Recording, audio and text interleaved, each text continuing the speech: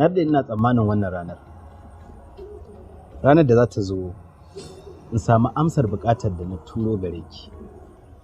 Domin Bahaushe ya ce shimfiɗar fuska ya fi shimfiɗar tabarma. Daga gani yau fuskar ki akwai annashuwa da farin ciki. Don haka zan maimaita abin da na faɗa miki a baya. Ina son ki. Ina son ki. Ina son ki. Kefa. Ni ma ina.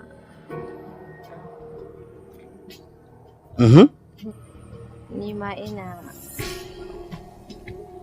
Faɗa mana.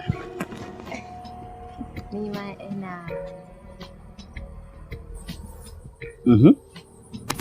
Mana. Ke mami. Oh, dan Allah ki faɗa mana.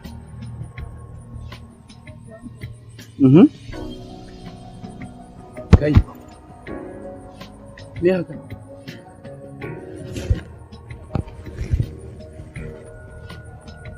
Tunanin me kake? Zizi tana nan wurin fa yanzu. Daga ni sai kai fa anan. Ina tsaye da yarinyar nan. Na ce ina son ta. Za ta bani amsa kawai ka zo ka ta da ni. Kai. Yarinyar nan tana so ta haukatar da kai wallahi. Wallahi mafarki ne wannan ko tunani ne mai daɗi wallahi. Taɓa ganin murmushi a gurin yarinyar nan irin da yau wallahi. Kaga ai ga ta can.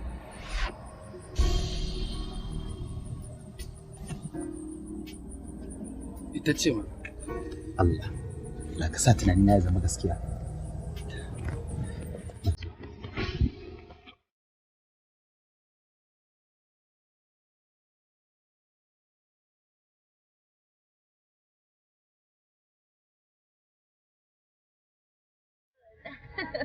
Aminci a gare ki ya habibiyata.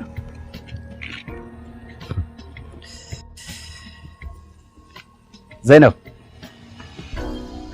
ke ce dalili na farko da kika sa na karaya da samun nasara a rayuwata. Kina ɗaya daga cikin mutanen da kika sa na haƙura, na ɗauka tamkar ba da sa'a a duniya. Zan ci gaba da haƙuri, kuma zan jure irin maganganun da mutane suke a kaina. Waɗanda suke ɗauka na mara zuciya, mai naci, mai haɗama. Dan zuciyata ta riga ta tabbatar min da cewa ba za ta taɓa daina son ki ba.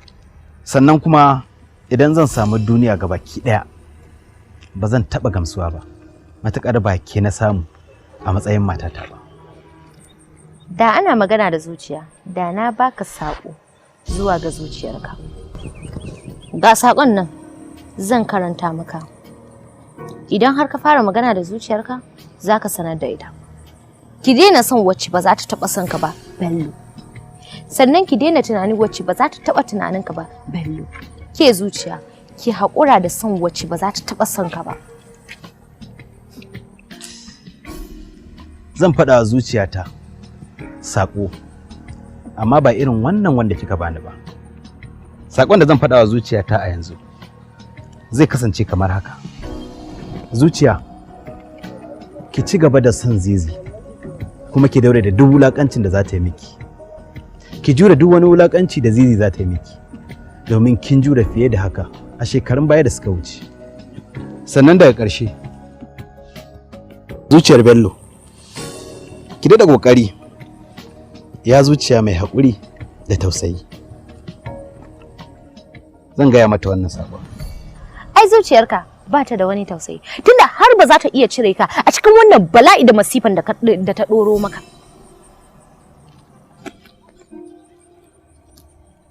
You see? Useless guy. Kina ina ne? Dan ke fa na zo. To.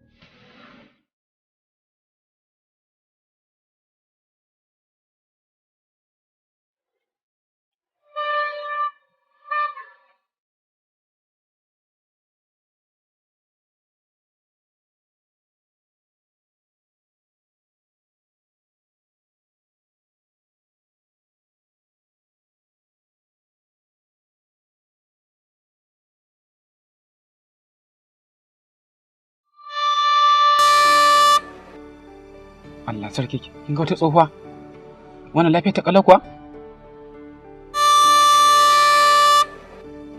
dole malam dakata kai mun hani in zaka ba mu wuri ta mu wuce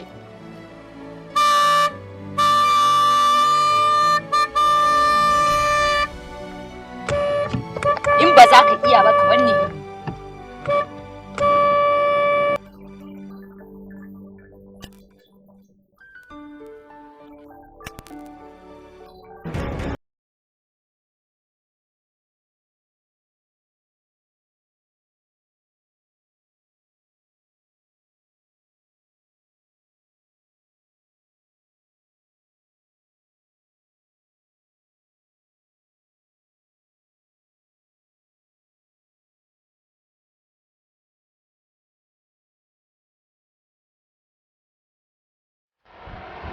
Allazi wahidin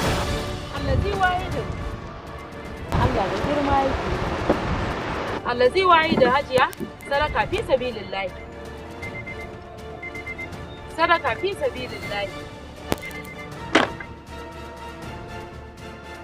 hajiya sadaka fi sabilillah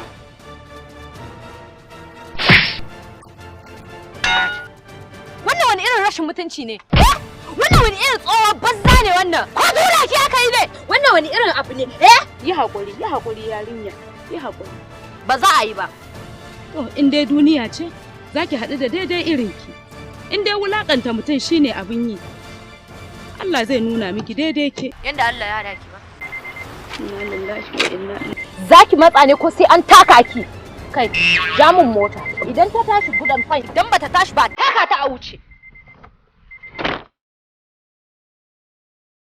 duniya ce ai duniya ce wai ce miki lahira ne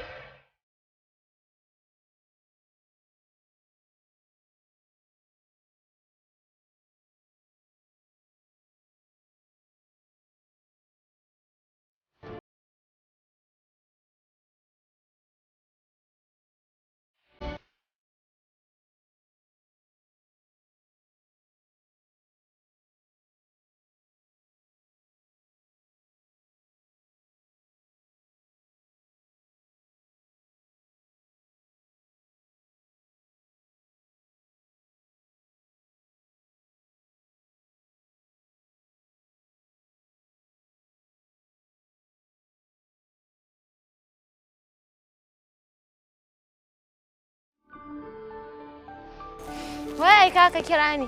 Gani nan. Daga ina? Bisa kwanan da ake haifar miki da shi ne ke turo da shi. To. Ki taimake ni domin idan ban samu goyon bayan ki ba, rayuwata tana cikin garari. Oh my gosh, ba maganin plastic surgery ba. Kai waye ya gaya maka za ka taɓa dawowa daidai? Ba maganar sojiri ba ne. Na daɗe ina bala'in san ki. Soyayya. Wai kai in tambaye ta. Mutum ne ko aljan? Mutum ne. Duk unguwar mu babu gaye kamata. Gaskiya ne na ga alama. Beka! Waye ba mun wani abin ya shiga gida? Na ga wani. Ba ka da mama a nan gidan ba ne sai kai ya shigo ba. Ya shigo. Wani irin mama kana ganin wannan tsohon ka ce ba shi da mama? Ka ɗauko shi ka kai min shi waje. Okay. Ina. Fita!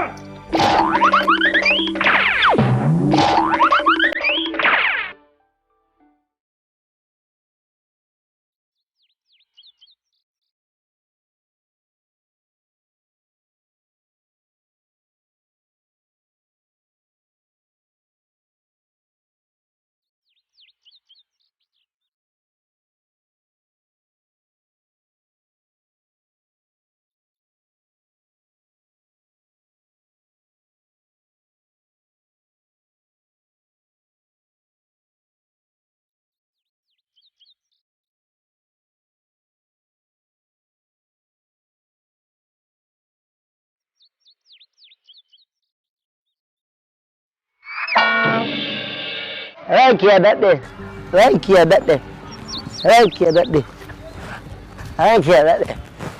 Na daɗe ina neman inda zan sami dama in sanar da ke abin da ke cikin zuciyana. Hey, Lala, na san me yana zuciyanka. Kana so a taimake ka sai maka keke guragu. ba wannan maganin nake so in shaida maka ba. Kai, Hajiya ba ta da lokacin sauraron irin kowane irin magana. Ranki ya daɗe. Tun lokacin da na fara ganin ki a ido na naji ina son ki. Amma idan na kalli kaina na kalli irin matsayin ki na fashe da kuka saboda na san ruwa ba sa'a kwando ba ne.